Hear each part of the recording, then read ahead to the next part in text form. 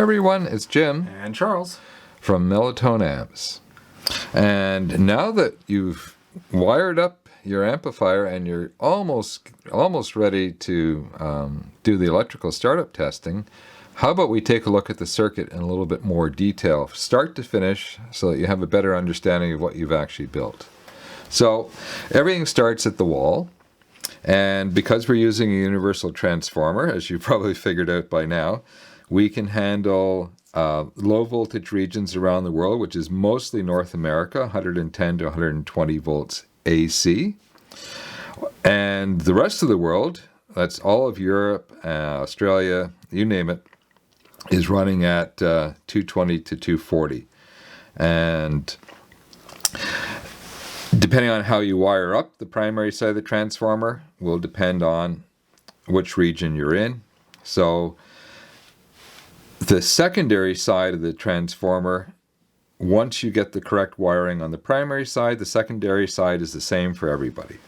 Now, we're going to get the voltage testing after this episode here, so if your voltages don't quite match up to what you see here, it's okay, as long as they're close. These are all approximate numbers. Yeah, and we'll talk about that more when we get there. So you might notice that it looks like there's two sets of windings on the primary and two sets on the secondary, and that gives for a very flexible transformer. And that allows us to do this trick of low voltage, high voltage regions, and it allows us to do another trick on the secondary side. Remember, the secondary side is not electrically, physically connected up. What happens is we magnetize the iron core of the transformer, and that induces a voltage on the other side. Pretty neat trick, eh? It's been known for a long time. And because we have two different sets of windings on the secondary side, we can either choose to run them in series, like we do here, and get a higher voltage on the secondary and a lower current capability, or like what we've done, we've run them in parallel. And by running them in parallel, here's your parallel wiring, we get a lower voltage, which is just fine because the 6AS7/6080 power tube runs at a lower voltage and it pushes current. So what we needed to do was parallel the transformer for a much higher current output. So as we come through here, you'll note that Charles has tried to put as many of the actual silk screening letters and numbers that are on the board onto the schematic, so you can relate to and go back and forth, and you've probably done quite a bit of that. Okay, so you've got a primary fuse here, and when we do the electrical starting up testing, we'll talk fuses.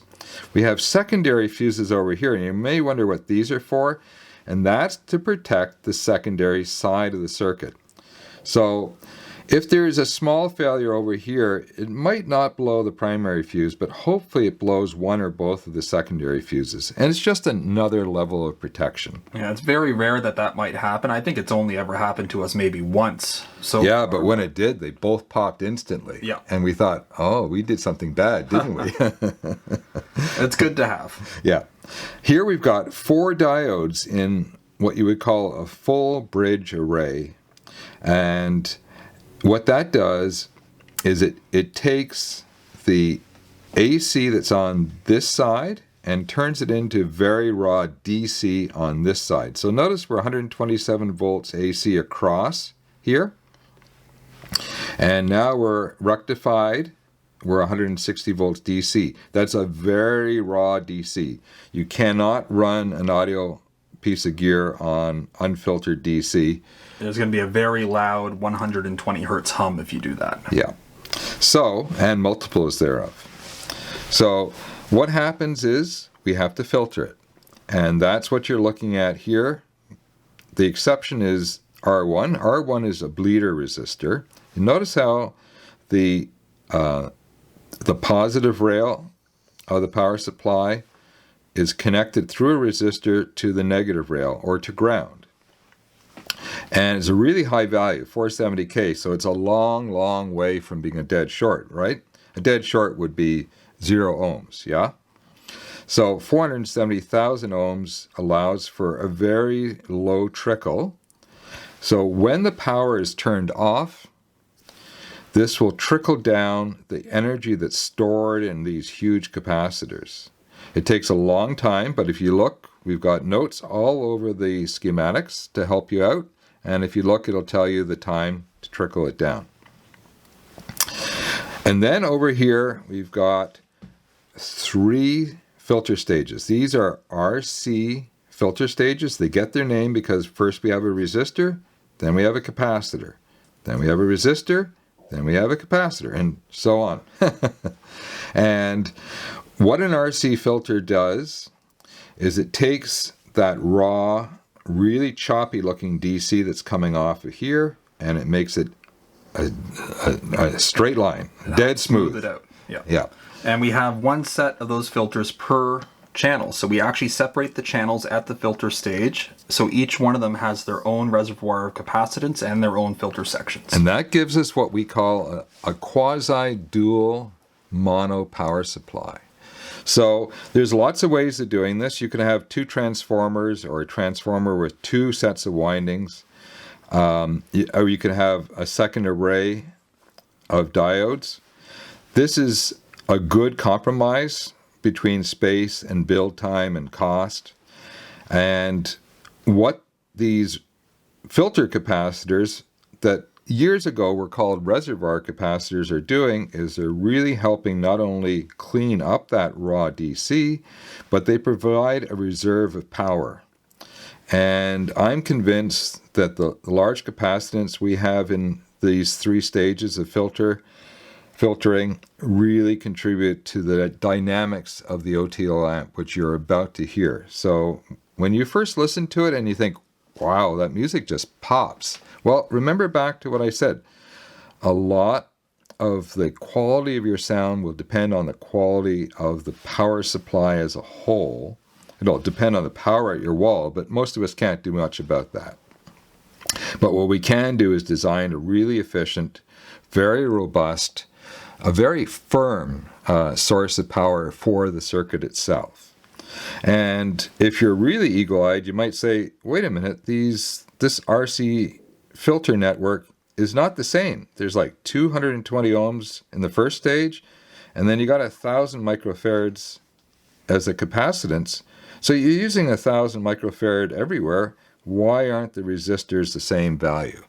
Well, they could be, but when we first built the original prototype for this, we had a very low noise floor. It was about 12 or 14 millivolts, which is, it's almost nothing. We can measure it accurately, but it's at our threshold. But it was actually audible on sensitive headphones. Yeah. If you have very high sensitive headphones, so you stick the speakers right up about, a half an inch from your ear, you hear everything. And even though the level of hum was barely discernible, we could hear it. Yeah. So Charles did some research, and he learned that there is an advantage to having different values of resistance in the circuit. So what we ended up doing is we took our total resistance in our original design and we divided it up differently. So instead of 120R, 120R, and 120R, we ended up with 1R0 as the last stage, which is next to nothing. 120R in the middle, and 220R is the first stage. And that knocked the noise floor from 12 to 14 millivolts down to 2 to 4 millivolts. Yeah, and most of that is almost certainly ambient noise that's present in the environment. Yeah, we can't measure it. We actually did an experiment and we measured the noise in the air. That's EMI noise, and we came in at 2 to 4 millivolts. Yeah. So with really sensitive headphones, you will be able to hear into your power supply. You will hear if you have extremely good hearing and very high sensitive headphones, you will hear a very, very, very low level noise floor. But at that point, if you have music playing, it would be like a millionth of the volume of your tune. So it should basically disappear. Okay, now that's enough talking about power supplies. Let's move on to the actual circuit.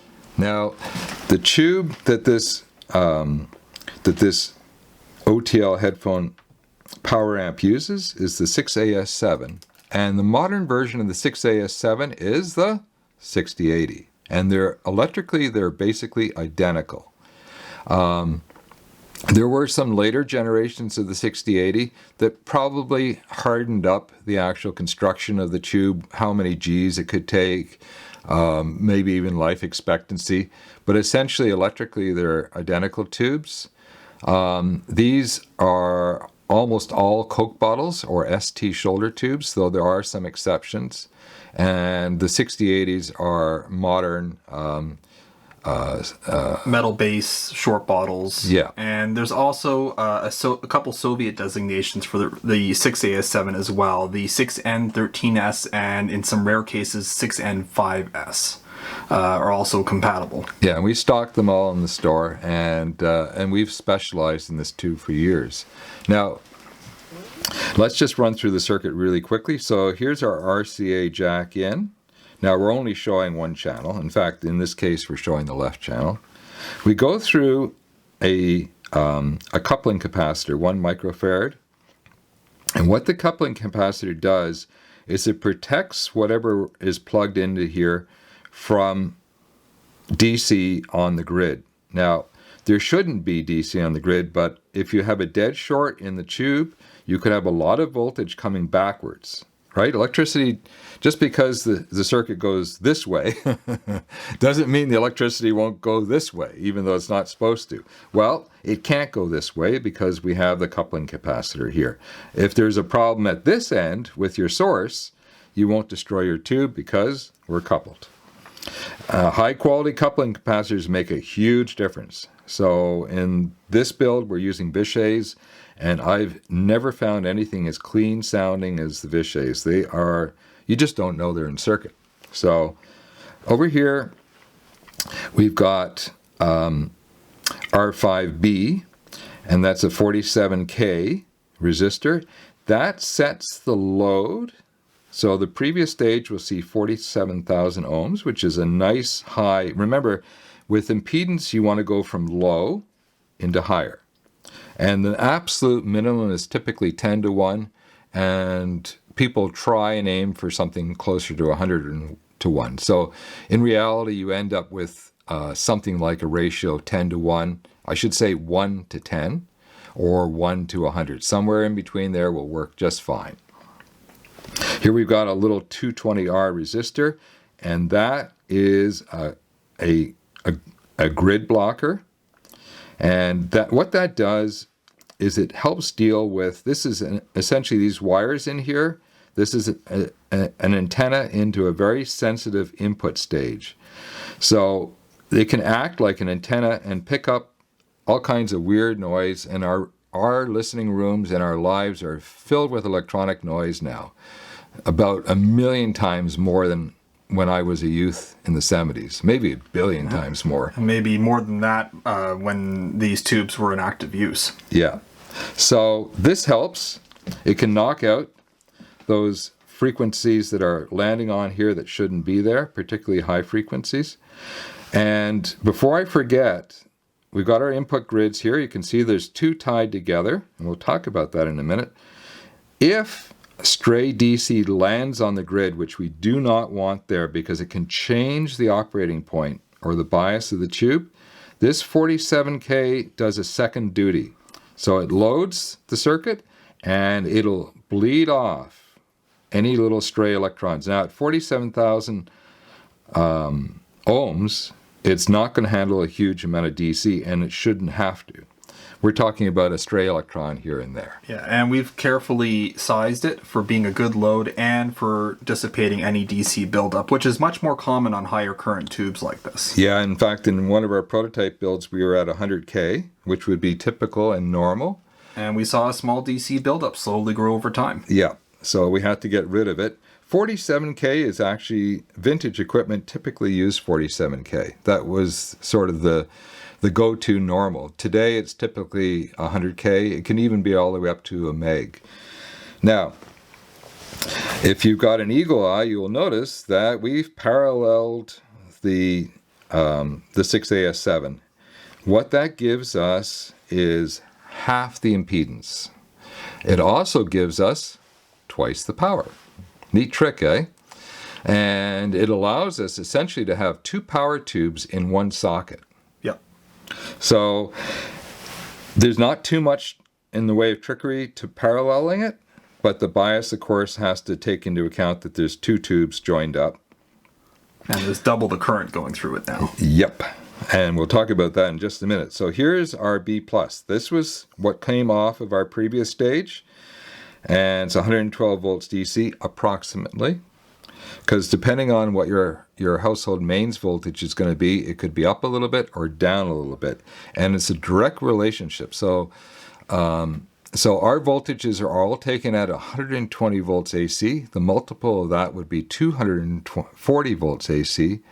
So if you were, let's say, in a 230 volt AC mains region, you can put 230 over 240, and you would know roughly the ratio that all your voltages would drop. So you would expect it to be a little bit lower. It's also going to be slightly affected by the tubes that are installed as well and how much resistance they have, because not all tubes are identical or testing identical, but they'll be fairly close. Yeah, and talking about tubes, we'll match tubes section to section for idle plate current, because we're pushing current, right? We're not measuring GM. You're not measuring a power tube for mutual conductance. That's a waste of time.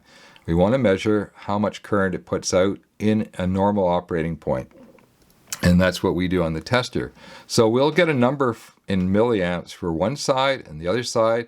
So we're looking for reasonably close matches. And then, of course, if you're running a stereo channel, and most of you will be, you'll need a second one. So we want to see both of the sides reasonably closely matched. More importantly, though, when you add up this side, this tube as a total, and the other tube as a total, we want to see a close match. And of course, we do that. 27 volts DC down here tells us the operating point of the tube, the bias.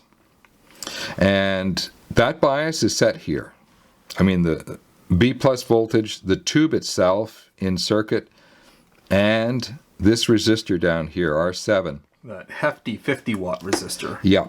Now, you might think there's no way that we're dissipating 50 watts, and that is absolutely true. But resistors are rated, they get their full rating at roughly 22 degrees Celsius, or 74 Fahrenheit. So there's no power resistor that operates at room temperature. That's a fantasy land if you don't have cooling on it. So you have to look at the power resistors derating chart, and they'll show you, depending on how much power you're putting through this resistor, they'll show you what the actual wattage it can handle. And then, of course, engineers want to design circuits with at least twice the rating for what the circuit's going to draw. So we go from needing something like, I don't know what this circuit draws, but for argument's sake, let's say it's somewhere around 8 or 10 watts. So all of a sudden, we need something much, much bigger. And we don't want a problematic circuit in which you burn out a resistor. So this big resistor gets mounted to a heat sink. It's got forced cooling that streams across it. And that should make for a very long-lived power resistor. Coming along here, we're taking the output of the power tube not off the plate, which is common in a power stage, off the cathode. And the reason for that is that we get very low impedance off the cathode. And the signal the signal starts here as very small, and it gets bigger it stays roughly the same here, but the current coming off the cathode is substantially higher than we've got over here. So at this point, you could argue that this is a current amplifier, and amplifiers push current. So nobody bothers calling a power amplifier a current amplifier. They just call it a power amplifier. Here we have another coupling capacitor, a much larger value than over here. And again, we've got a lot of voltage difference because we want to make sure we've got a lot of room. We don't want there ever to be a chance that this thing will fail and circuit. The high value allows us to pass the low frequencies without filtering them. And that gets us very low. Now, it would be beneficial if we had an even higher value. The problem is these filter caps get bigger as the capacitance goes up. Mm-hmm. So this is a good compromise between size and space and cost of chassis and all that sort of stuff. And of course, they get very expensive as they get physically bigger. So this is a non-inverting power amplifier. You see how we start nominally in the positive phase and we finish. If we had taken the output off of the plate, we would have higher impedance and we would have inverted, but we're not. So that's a good thing. It's convenient. And you can see here, Charles has actually drawn the 1/4-inch TRS jack. And TRS is just Tip, ring, sleeve. It's just a description of the contacts that are on the jack. Yeah, and in this case, we're using those contacts for a left channel, a right channel, and a ground path. And there's our headphones right here. Over here, this fairly complicated looking drawing is actually really very simple. And what we've got is a switch mode power supply. That's those black bricks that we use to power up our laptops and so much more in our lives.